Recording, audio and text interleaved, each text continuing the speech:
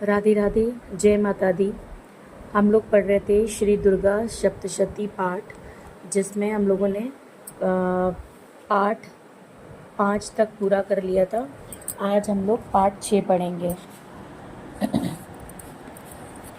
मैं सर्वेश्वरी भैरव के अंक में निवास करने वाली परमोत्कृष्ट पद्मावती देवी का चिंतन करता हूँ। वे नागराज के आसन पर बैठी हैं।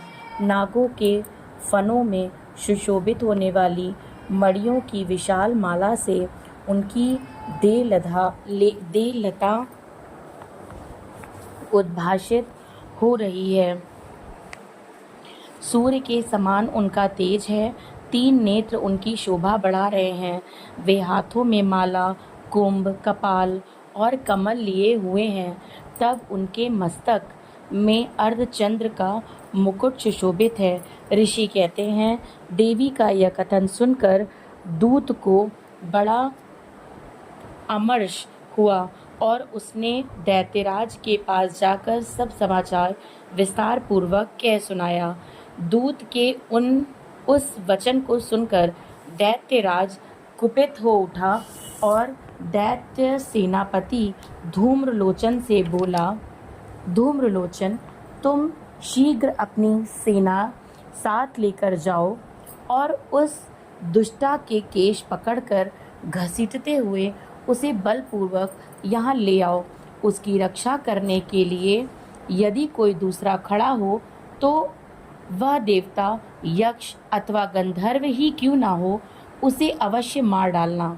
ऋषि कहते हैं, शुंभ के इस प्रकार आज्ञा देने पर वह धूम्रलोचन दैत्य 60,000 असुरों की सेना को साथ लेकर वहां से तुरंत चल दिया। वहां पहुंचकर उसने हिमालय पर रहने वाली देवी को देखा और ललकार कर कहा, अरे तू शुंभ निशुंभ के पास चल। यदि इस समय प्रसन्नता पूर्वक मेरे स्वामी के समीप नहीं चलेगी तो मैं बलपूर्वक झोटा पकड़कर घसीटते हुए तुझे ले चलूँगा। देवी बोली, तुम्हें दैत्यों के राजा ने भेजा है। तुम स्वयं भी बलवान हो और तुम्हारे साथ विशाल सेना भी है। ऐसी दशा में यदि मुझे बलपूर्वक ले चलोगे तो मैं तुम्हारा क्या कर सकती हूँ। ऋषि कहते हैं, देवी के यूँ कहने पर असुर धूम्रलोचन उसकी ओर दौड़ा। तब अंबिका ने हुं शब्द के उच्चारण मात्र से उसे भस्म कर दिया। फिर तो क्रोध में भरी हुई दैत्यों की विशाल सेना और अंबिका ने एक दूसरे पर तीखे शायकों, शक्तियों का तथा फर्शों की वर्षा आरंभ की। इतने में ही देवी का वाहन सिंह क्रोध में भरकर भयंकर गर्जना करके गर्दन के बालों को हिलाता हुआ असुरों की सेना में कूद पड़ा। उसने कुछ दैत्यों को पंजों की मार से, कितनों को अपने जबड़ों से और कितने ही महादैत्यों को पटक कर ओठ की दाढ़ों से घायल करके मार डाला। उस सिंह ने अपने नखों से कितनों के पेट फाड़ डाले और थप्पड़ मारकर कितनों के सिंग धड़ से अलग कर दिए। कितनों की भुजाएं और मस्तक काट डाले तथा अपनी गर्दन के बाल हिलाते हुए उसने दूसरे दैत्यों के पेट फाड़कर उनका रक्त चूस लिया। अत्यंत क्रोध में भरे हुए देवी के वाहन उस महाबली सिंह ने क्षण भर में ही असुरों की सारी सेना का संहार कर डाला।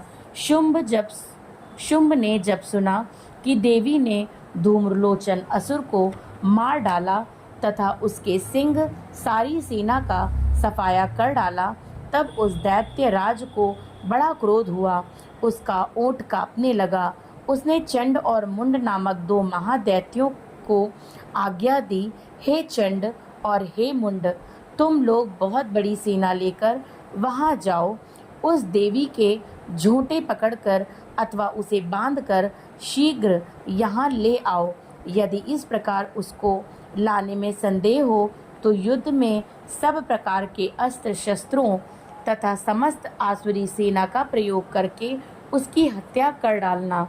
उस दुष्टा की हत्या होने तथा सिंह के भी मारे जाने पर उस अंबिका को बांधकर साथ ले शीघ्र ही लौट आना।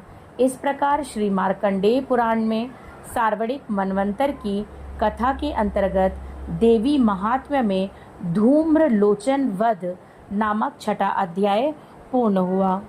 राधे राधे। जय माता दी।